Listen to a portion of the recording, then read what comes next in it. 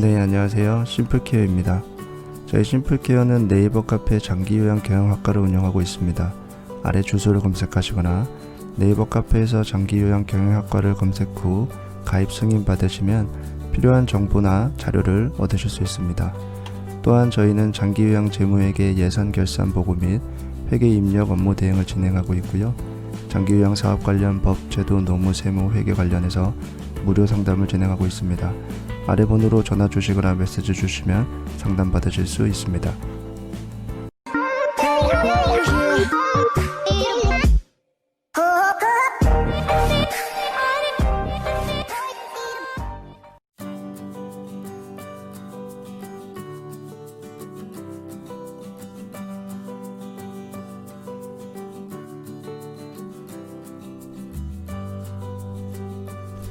네, 이번 영상에서는 2021년 장기요양 재무회계 주간보고 임직원 보수일람표 작성 방법에 대해서 알아보도록 하겠습니다. 해당 영상에서 사용되는 프로그램은 아래 번호로 문의 후 구입하실 수 있습니다.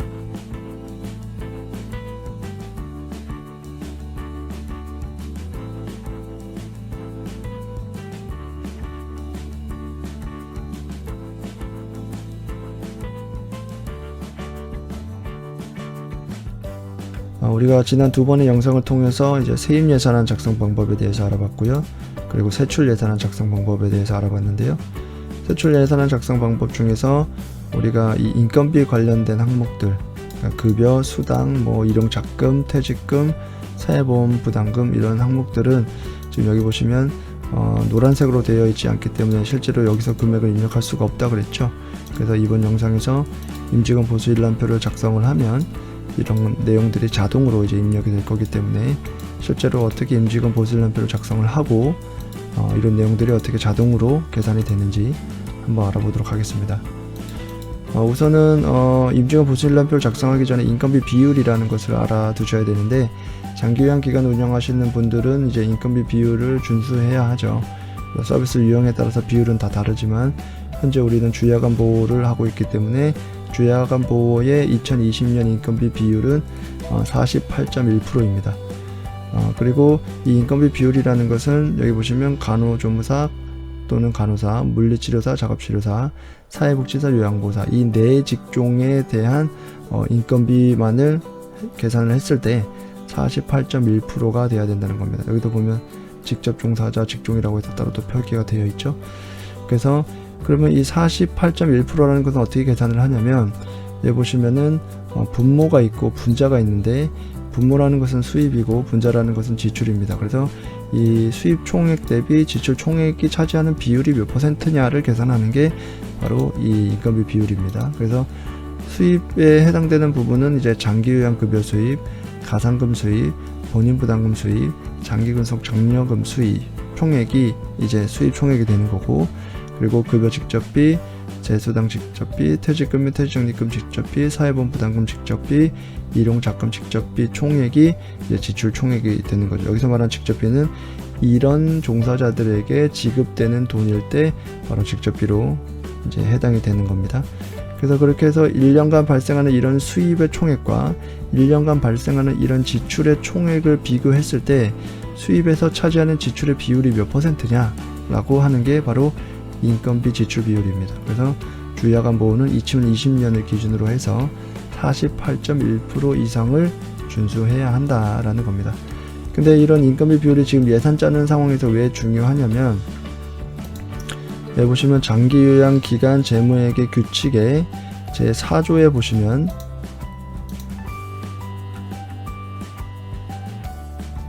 장기요양 급여 비용 중 그 일부를 보건복지부 장관이 정하고 고시하는 비율에 따라 인건비로 편성하여야 한다라고 이제 여기 표시가 되어 있죠.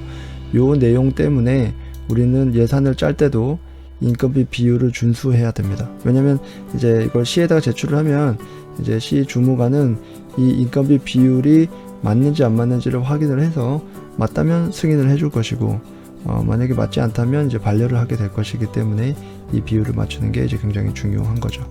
그래서 이 해당되는 내용은 여기 말하는 이런 인건비 관련성 지출이고, 이 인건비 관련성 지출은 이번 영상에서 임직원 보수 일람표를 작성함으로써 이제 자동으로 어떻게 여기 표시되는지 볼 수 있습니다.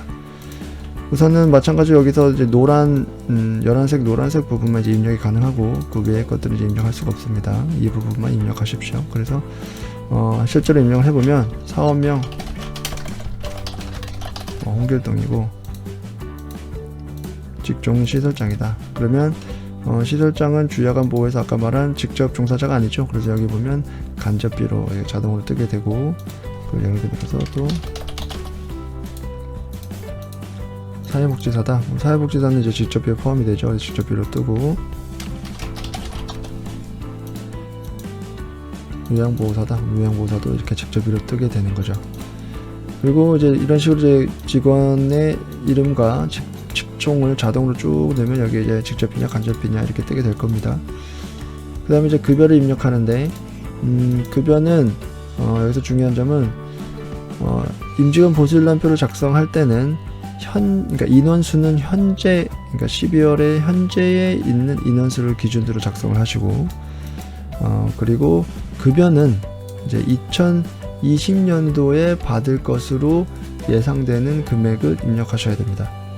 네, 다시 한번 말씀드리지만 인원수는 현재 기준으로 작성을 하시되 급여는 2020년도에 받을 것으로 예상되는 금액을 이제 입력하시면 됩니다. 2020년도 같은 경우에는 시급이 올랐죠. 그래서 지금 2019년도에는 835원이었는데 이제 859원으로 시급이 올랐고, 그럼으로써 이제 최저 월 급여도 이제 변경이 됐습니다. 그래서 말하는 최저 월 급여라는 것은 하루에 8시간 주 5일을 근무하는, 말 그대로 주 40시간을 근무하는 근로자를 기준으로 했을 때 179만 5,310원이 이제 최저 임금이 됩니다. 물론 이것을 또 기본급과 주휴수당으로 나눌 수도 있지만 입력하실 때는 그냥 간편하게 여기다 이렇게 입력하시면 됩니다. 요 금액이 이제 최저임금이다라고 참고를 하시고 요것 이상으로 지급하는 금액을 입력하시면 됩니다. 뭐 나는 시설장이니까 뭐 한 230 정도 받는다. 사회복지사는 원래는 최저는 179만 5,310원이지만 한 180만원 정도 준다. 뭐 이렇게 할 수 있고요. 요양보호사도 뭐 180만원 정도 준다. 뭐 이렇게 입력할 수 있겠죠. 그 다음에 별도의 뭐 수당을 주시는 게 있으면 수당 넣으시고, 장기근속 장려금 있으시면 장기근속 장려금 넣으시고, 뭐 식대 운전보조금 있으시면 넣으시면 됩니다. 여기다 입력을 하시면 여기에서 이제 지급액계와 과세액계가 자동으로 표시가 되고, 여기 또 4대 보험이 자동으로 표시가 됩니다. 그리고 여기 보시면 인건비 비율에 해당되는 금액 중에 사회보험 부담금이라는 항목이 여기 있죠. 이제 회계 세출 항목 중에 사회보험 부담금이라는 게 있는데, 참고로 사회보험 부담금이라는 것은 말 그대로 4대 보험을 얘기하는 건데, 4대 보험 중에서 4대 보험은 이제 일반적으로 근로자도 내고 사업주도 내죠. 보통은 뭐 50% 반반씩 낸다라고 하지만 실제적으로 사업주가 더 내기는 합니다. 여기서 근데 말하는 사회보험 부담금이라는 것은 순수히 기관이 부담하는, 그러니까 사업주가 납부하는 4대 보험료를 말하는 겁니다. 근로자가 납부하는 사업료를 말하는 게 아니고요. 기관이, 그러니까 사업주가 납부하는 4대 보험료를 말하는 것이 이 세출 항목 중에서 사회보험 부담금입니다. 그래서 여기 보시면 국민연금, 건강보험, 장기요양, 고용보험, 그리고 요거는 이제 근로자랑 같이 떼는 거고, 고환직능이라고 해서 고용보험 중에서 이제 사업주만 떼는 항목이 있고, 산재보험은 또 사업주만 떼도록 되어 있죠. 그래서 근로자와 같이 떼는 항목 플러스 사업주만 떼는 항목까지 합쳐서 이제 사회보험 부담금이 이제 계산이 되는 겁니다. 이런 식으로 이제 여기다가 임금을 넣고 수당을 넣고 해서 총액이 나오면 그 총액에 대한 기관이 부담해야 되는 4대 보험료가 계산이 되고, 그렇게 되면은 실제로 여기 세출 예산에 보면 이렇게 자동으로 계산이 되어 있는 것을 볼 수가 있죠. 그래서 임직원 보수일람표를 작성하면 자동으로 이 세출 예산에 인건비 관련된 세출 항목들은 자동으로 표시가 된다 라는 부분을 확인하시면 됩니다. 또 여기서 참고하실 사항은 여기 보시면 시설장 퇴직금 옵션이라고 해서 1번을 선택하면 적립을 할 거다, 2번을 선택하면 적립을 안 할 거다 라는 게 있는데요. 이건 무슨 말이냐면 우리가 재무회계 규칙상 또는 제도상 대표자는 퇴직적립금을 적립할 수가 없습니다. 근데 대표자 겸 시설장인 경우가 있고, 대표자가 따로 있으면서 시설장은 또 따로 있는 경우가 있죠. 그래서 만약에 지금 운영하시는 기관에서 시설장이 대표자이면서 시설장이다, 그러면 옵션 2번을 선택하셔서 퇴직적립금 적립하지 않는다 라고 표시하시면 되고, 만약에 대표가 따로 있고 또 시설장이 따로 있다면 옵션 1번을 선택하셔서 시설장도 퇴직금을 적립한다 라고 선택하시면 됩니다. 그리고 퇴직금 제도를 선택하는 이제 옵션이 또 두 번째로 있는데요. 퇴직금 제도는 지금 법적으로 퇴직연금이 있고, 그리고 퇴직금이 있습니다. 뭐 일반적으로는 퇴직연금으로 예산을 짤 때는 이제 편성하시면 되고요. 그래서 퇴직연금은 옵션 1번, 퇴직금은 옵션 2번이 되겠습니다. 저도 이제 이 예산을 편성할 때는 퇴직연금으로 하기를 이제 권장을 드리고요. 만약에 내가 퇴직금을 한다라고 하면 옵션 2를 선택하시고 매월 내가 적립하는 퇴직 적립금 총액을 넣으시면 됩니다. 그래서 한 달에 뭐 100만원 정도 적립한다라고 하면 이렇게 넣으시면 됩니다. 다시 한번 말씀드리지만 예산을 작성하실 때는 그냥 퇴직연금으로 하시는 게 업무상 좀 더 효율적입니다. 이런 식으로 해서 이제 임직원 보수일람표를 모두 작성을 하면 세출 예산에서 인건비 관련된 항목들이 표시가 되고요. 그리고 여기 보시면 임직원 보수일람표 결과라는 곳에도 이렇게 표시가 됩니다. 우리가 임직원 보수일람표 입력에서 작성할 때는 2020년 한 달간 받게 될 1개월치의 임금을 입력했지만 임직원 보수일람표 결과에 보시면 이제 1년치의 금액이 계산이 되어 있는 것을 볼 수가 있습니다. 네, 보시면 지금 홍길동은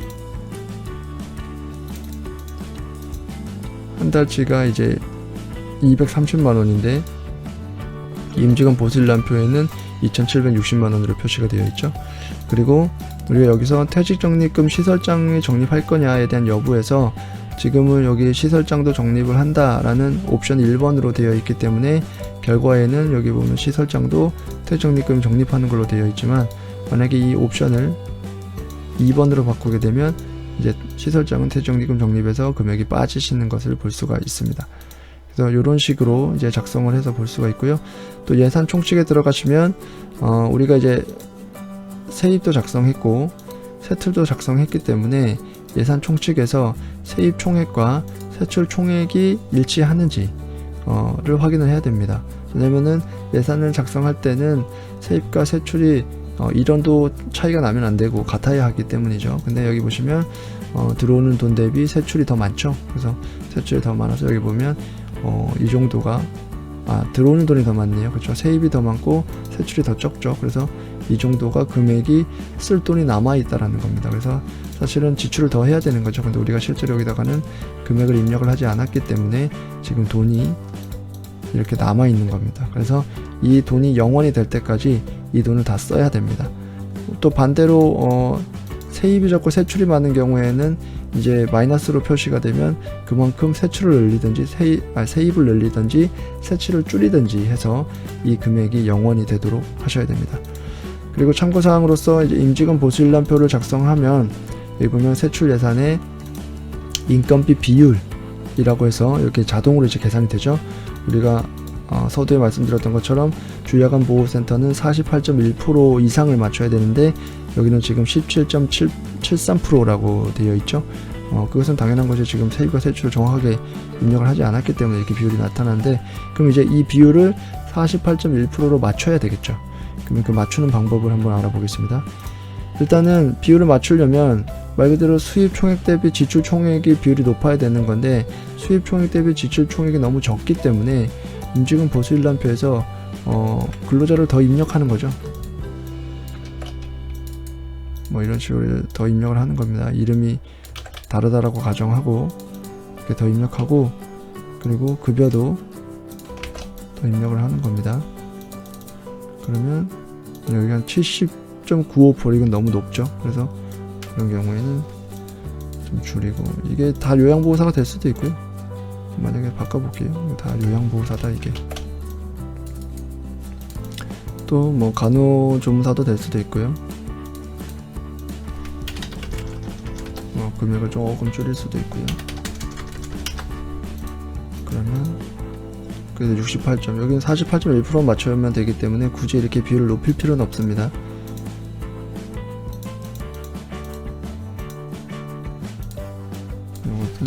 되고 52%가 떴네요. 한 명 더 좀 지워볼까요?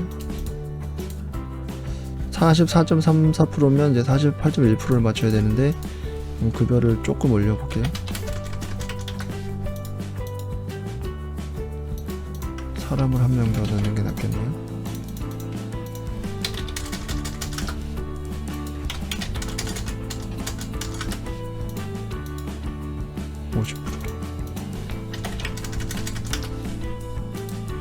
음, 49.78%. 뭐 조금만 더 맞춰볼까요? 49.51%. 한 요정도로 맞추면 되겠습니다. 물론 더 타이트하게 이 금액을 조정함으로써 맞출 수도 있습니다. 가끔 이렇게 금액을 마음대로 막 조정하면 실제로 이렇게 지급할 게 아닌데 이렇게 조정해도 되냐라고 물어보시는 경우가 있는데, 우리가 지금 작성하는 것은 말 그대로 예산입니다. 예산이라는 것은 미래를 예측하는 일이기 때문에 실제로 예측이라는 것은 맞을 확률보다는 빗나갈 확률이 더 높죠. 그래서 예산이라는 것도 마찬가지로 이렇게 예산을 작성을 하기는 하지만 실제로는 이렇게 지급하지 않아도 문제가 되는 것은 아닙니다. 예를 들어서 뭐 김선에게 한 달에 145만원, 140만원 준다고 했는데 180만원 줄 수도 있는 거고 190만원 줄 수도 있는 거죠. 우리가 지금 당장 필요한 것은 이 예산을 재무회계 규칙에 맞게 비율에 맞게 작성을 해서 편성을 하고 승인을 받는 것이 중요한 것이지, 물론 예산 작성하는 의미 자체는 그것은 좀 별개의 이야기이긴 하지만 실제로 실무를 담당하는 입장에서는 예산을 정확하게 짜고 그리고 승인을 받는 것이 중요한 것이지 지금 현재에 맞게 예산을 짜는 것이 중요한 건 아니거든요. 그래서 이런 부분에 대해서는 비율을 먼저 맞추는 것에 중점을 두셔서 이렇게 맞추시면 되고, 그래서 이렇게 해서 인건비를 좀 더 높여서 비율을 맞추는 방법이 있고요. 만약에 비율이 지금 42.62%라서 좀 모자르잖아요. 그래서 첫 번째 방법은 인건비를 높여서 비율을 맞췄고, 두 번째 방법은 지출을 줄이는 겁니다. 여기 보면 인원수가 5명이었는데 4명으로 만약에 줄이면 여기서 말하는 수입 총액 자체가 줄기 때문에 결과적으로는 비율이 올라가게 되는 거죠. 지금 43.85%인데 한 명만 더 줄여보면 45.16%, 만약에 또 줄여보면 46.5%, 48.02%, 50.6%, 뭐 이런 식으로 하는 거죠. 그래서 물론 저 디테일하게 조정하는 부분들은 실제로 해보시면서 맞춰가실 수 있지만 방법은 두 가지라는 거 다시 한번 정리해드리면, 인건비 비율이 맞지 않을 때는 여기 인건비에 대한 총액을 늘리거나 줄이는 방법이 있고, 또는 이 수입에 대한 부분, 수입이라는 것은 여기 표시되어 있지만 요 네 가지 수입에 대한 것만 조정을 해야 됩니다. 이 네 가지 수입을 제외한 뭐 예를 들어서 뭐 식재료비를 늘리고 줄인다고 해서 여기 보시면 지금 50.60%인데 이 부분을 뭐 이렇게 직원 식재료비 수입을 늘린다고 해서 비율이 변동되는 건 아니거든요. 그래서 여기서 말하는 본인 부담금, 그리고 장기유한 급여 수입, 그리고 가상금, 그리고 장기근속 장려금, 뭐 이런 것들만 이제 조정이 가능하고요.